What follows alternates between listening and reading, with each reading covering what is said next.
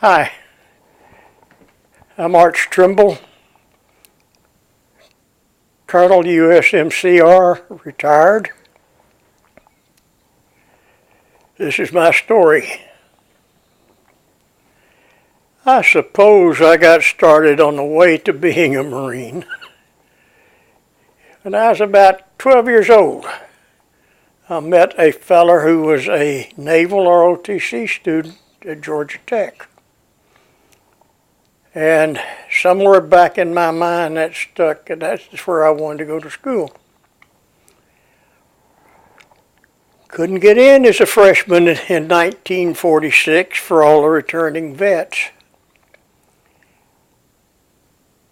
I did go to Vanderbilt for the first year and got a Naval ROTC there. After my freshman year, I transferred to Georgia Tech. And in Naval ROTC, you may take either a Naval commission or a Marine Corps commission. And somewhere back in my mind, I decided I wanted to be a Marine rather than Navy. And so it was a good program. On graduation, you're commissioned a second lieutenant in the Marine Corps. If you'd been in the Navy, it would have been an ensign in the Navy. I graduated in March of 1951, commissioned the same day, got called to active duty in June of 51. If you know the dates and history a little bit, the Korean War had started in June of 1950. And continued until 53, and a ceasefire finally was signed. There was never a treaty, and it still troubles us today with North Korea. The Chinese coming in on the side of North Korea were what tipped it so that there was not a victory. Before the Chinese came in, it was a victory for the U.S.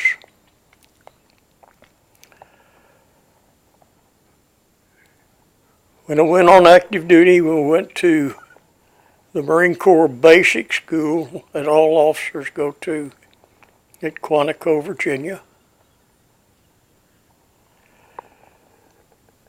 From there, I got a 10 days delay en route to the West Coast. Reported at Camp Pendleton and went to the Marine Cold Weather School at a lovely sounding place called Pickle Meadows. In December, it had 6 feet of snow where it wasn't drifted. And the first night there, when they dumped us out, it was 30 below zero. That was about the coldest night I ever spent. We learned a little more each day as we went. But the 8 days at Pickle Meadows were the most miserable 8 days of my life. You cannot do so many things with your mittens on, they have to come off. And so I ended up with the tips of all 10 fingers frostbit, peel below the fingerprints, and my fingers are not numb, but they are not near as sensitive as everybody else's. You learn things in cold weather school, like if you want liquid water instead of frozen water, you sleep with your canteen inside your sleeping bag. If you want to eat sea rations the next day, which is all we had, you put next day's sea rations inside your sleeping bag. I learned the next morning after that first night, you also put your boots in there so you can get your feet in them the next morning. Otherwise, they were frozen so stiff you couldn't. So here you are in a mummy sleeping bag with your boots, your next day's clothes, your next day's food, and your next day's water. And we were heating our rations with a can of Sterno. It's impossible to heat the top of a can of sea rations with Sterno if it's frozen. The bottom burns before the top ever begins to get warm. When you get up the next day, you put your rations next to your skin. You put your water next to your skin in order to have them ready when you need them. A canteen on the outside would freeze almost immediately in that temperature. So it made Korea seem warm by comparison. We went there with the boots. Essentially were LL Bean rubber bottom shoe packs, which is not a piece of cold weather gear. They tried to make it that by putting a felt insole in. They gave us 2 felt insoles for each shoe. Every night you would put the day's soles inside your sleeping bag to dry them. And the next days you would also have in there to have them a little bit warm when you put them on. So I survived it. I don't think we didn't lose anybody in cold weather school. Came back, and we were then transported to San Francisco from Camp Pendleton, and we flew out to Korea. I got there on New Year's Day, 1952. And every time you go into a new unit,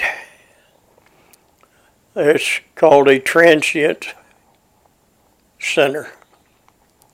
The transient center was a 16-foot pyramidal tent with a dirt floor and a cot. They handed you a sleeping bag and says, "We'll see you in the morning."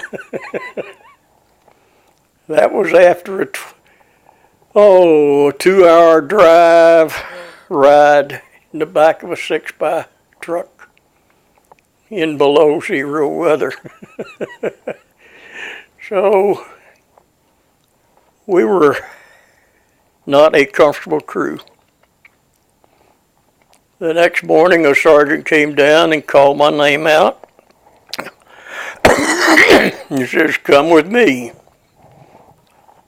You're the new assistant motor transport officer of the 1st Marine Division." What does the 1st do? What do you do is that? Basically, it was a good tour. I ended up planning all of the travel marches for the division trucks for all the units in the 1st Marines. At that point, the 1st Marines had so many attachments to it, we had 2 truck battalions. The one that belonged to the 1st Marines plus the 7th Marines truck battalion. And the main march every month was you changed. A Marine division has 2 infantry regiments, a reserve regiment, an artillery regiment. The artillery has its own trucks. And so every month they would take the reserve regiment, move it online, and bring that regiment back for reserve for a month. The next month, that regiment would move to where the other regiment was. Lou will get it. Joe will get it. And take them back to reserve. The biggest one march we had while I was there, in the spring, headquarters decided that there was a strong possibility. This was all basically along the 38th parallel. When I first got there, we were above the 38th parallel. That was supposedly the border between North and South Korea. We were stationed to about 20 miles north of there. And so it was decided that the 1st Marine Division would move from there to straddle the Panmunjom, which was a truce place, so that if the North made an attack, that was the most likely place they would put it. So we moved the division from the East Coast to the west, about 150 miles the way the trucks had to go. Even the 2 motor transport battalions were not enough to transport that many Marines that quickly. And so the Army furnished about 800 trucks every 3 days.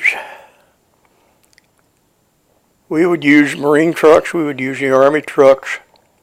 We made up the march orders to get the troops underway as they went to the west, to the north of Seoul, north of the Imjin River,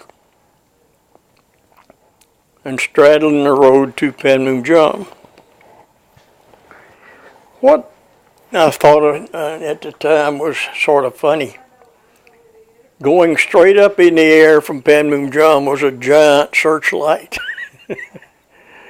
That was so you couldn't say, oh, I made a mistake and fired on that. You didn't fire towards a light. So it took about 2 weeks to move the 1st Marine Division and its units to the west. At the end of it, there were only a few of us left in the east, and so I drove a Jeep across Korea to get to the regiment. The country in the east part and northern part of Korea is mountainous like East Tennessee. The mountains look a great deal like the Smokies. And the west part of Korea is flat, with hills, but it's basically flat. And so the country was tremendously different. We were in snow and freezing until we left the East Coast. Then we got to the west, we were in mud. The roads in Korea are either frozen or mud. In the east part and in the mountains, roads were built by packing down the snow and putting sand on them. When that started to break down, you put another layer of sand on them. In the east part where I started out, at night the temperatures were so cold, you left the truck motors running all night so they would start the next day. And so they wouldn't freeze to the ground. The drivers moved the trucks every 2 hours to make sure that the wheels were still rolling and not frozen. The water trailers that we got our water in had heaters underneath them to keep the water from freezing. So there everything was, the problem was don't let it freeze. The west, the weather was more mild, spring,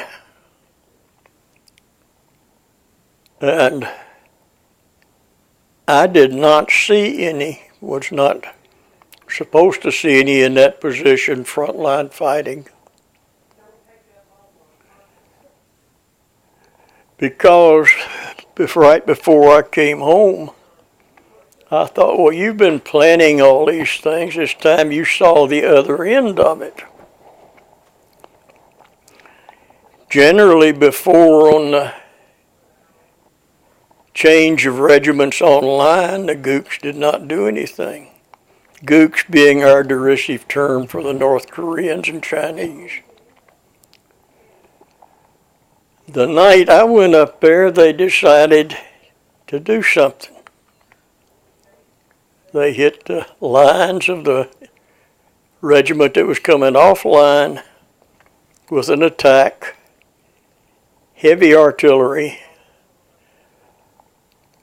Across the river was an 8-inch Army howitzer battery, and they luckily put one in the ammo dump. A great fireworks show. But that silenced that battery. In the area we were putting the trucks in, you actually used the dikes between your old ash paddies as roads. And so it was one lane. We got the trucks all in there, and then the Koreans started shelling the area where we were unloading trucks. I did not get hit. I heard some whizzes as they went by my head. And all the time I was there, I had to myself, Trimble, you did not need to be here. You did not have to be here. You came to see it. And then some major decided they needed a bunch of trucks filled with ammunition. And he grabbed about the first 20 trucks in the line, turned them around some way, and sent them back out that same one-way road to get ammo.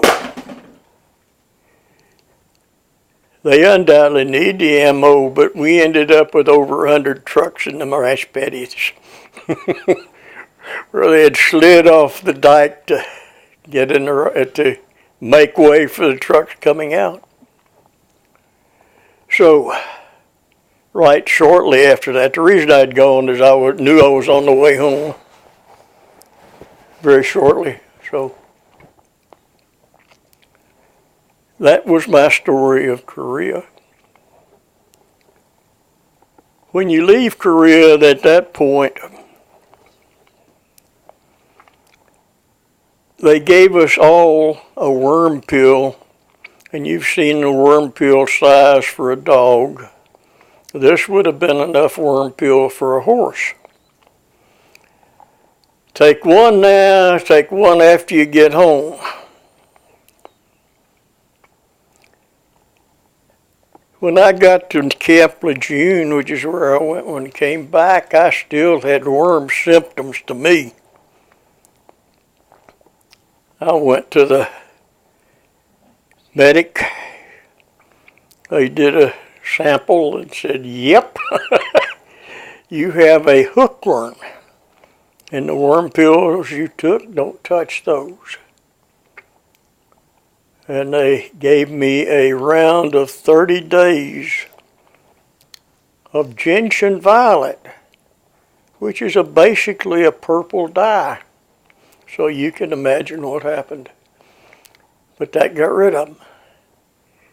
And I asked the doc, I says, how in the devil? I never ate the first bite of Korean food or drink any water except what was in the trailers. He says, what was your job? I said, motor transport. He said, you were on the roads. I says, yes. He says, the worm of this thing, eggs are so small that they ride particles of dust, and you breathe them in. Now, you say, well, but you got to remember at that time, and possibly still, the agriculture of Japan was rice growing. And their fertilizer, they sent carts that we named honey carts, pulled by an ox, into the villages and town and emptied their human waste into that honey cart. It went back out to the country, and without any treatment, that's what they fertilized their fields with. And so they still do it in India that way. The church we support in India is a rice growing area, and they still use human waste to fertilize it. And so all sorts of bad things happen from that. Came back to the Camp Lejeune, North Carolina. Was commander of a truck company. Got out the next spring, which is made my 2 years active duty. Came back to Chattanooga and immediately got in the Marine Reserve unit here, which is the first 105 howitzer battery. And was an officer in it. And after 3 years, I was made the CO of the unit for 3 years.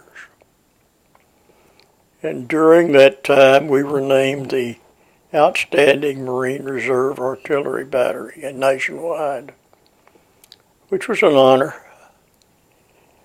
One thing I didn't put in on Korea, one night you're driving with blackout lights.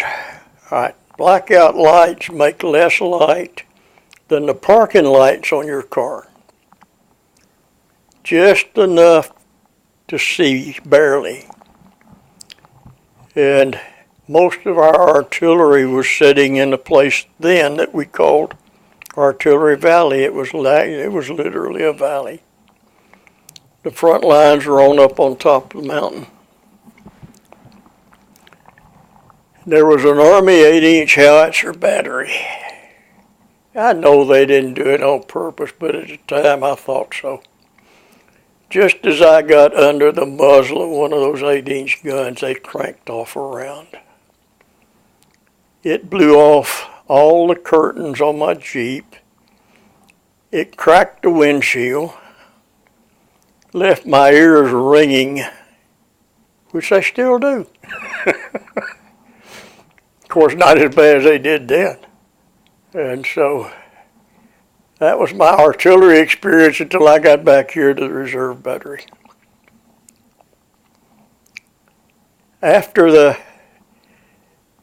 So that one person doesn't stay CO or commanding officer of a unit too long, they limit it to 3 so somebody else can get the experience of it.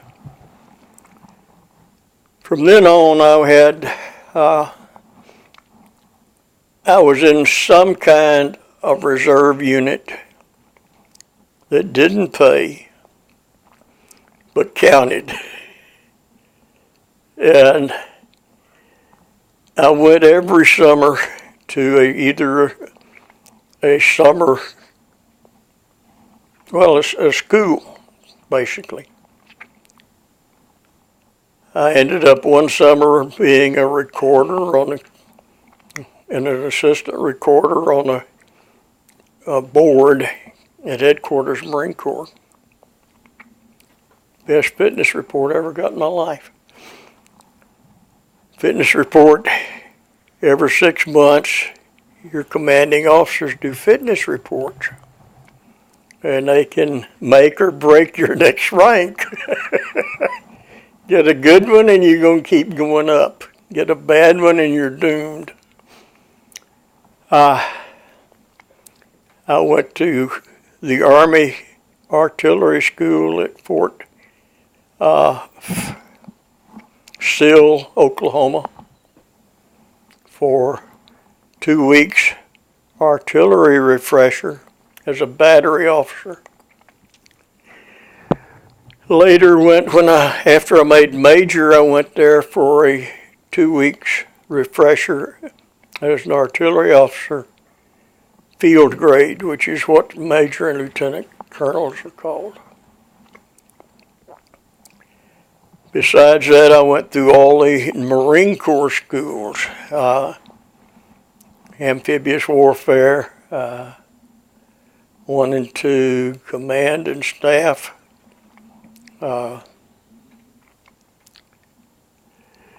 and went to the Armed Forces Staff College in Norfolk. Went several times to the Navy Amphibious Warfare School at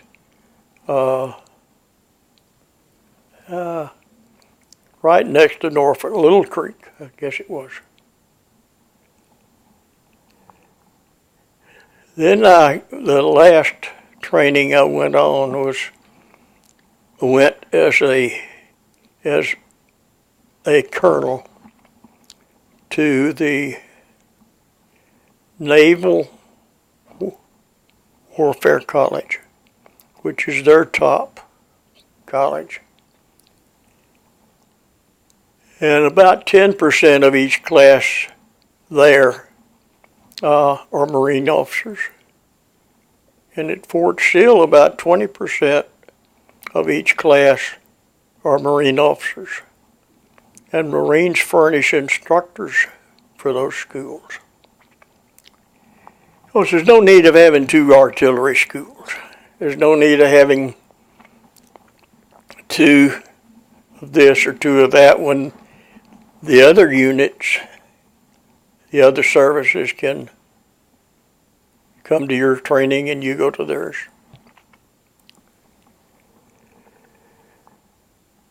So after I came off active duty in 1953, I continually stayed in an active reserve all the way through the Vietnam War. I was in the active reserve. And what that meant basically is each year we had to sign a paper that if called, we would go and not try to claim any exemption. Vietnam was going on at that time. And for some reason, the Marine Ground Reserve was not called up for the Vietnam War. Everybody else was. The Navy, the Air Force, and the Army were all mobilized. The Marines jokingly said it was because there was so much opposition to the Vietnam War at home. The Marines said it was because the president wanted a force here he could count on to control civil order. And it was a strong rumor because the Marine Corps had President Johnson said before he went to bed one night he was going to order the Marine Reserve to active duty the next day. And so the Marine headquarters started cranking out orders. And he got up the next morning and had a change of heart.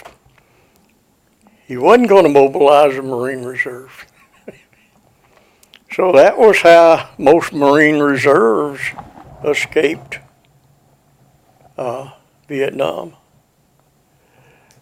They got hit, the Marine Reserve got called on for all of the Gulf Wars and Afghan Wars. the battery here was the main fire support at Fallujah. The battle, and that was a fierce one if you've watched it on the History Channel. House to house and street to street. There wasn't a whole lot left of the town after the artillery and the tanks got through with it. Because every house could have an insurgent in it who stuck out their AK-47s and started banging away at you. So the quickest way to defeat that was put a tank round in it. Hand grenades were good, but tank rounds were better. And this unit here, now called Mike Battery, it's a 155 unit. When I was in the battery here, we were a 105 unit. And so after the Navy War College, I had been to all the schools possible. And about 1975, 76, I retired. And so that's my story.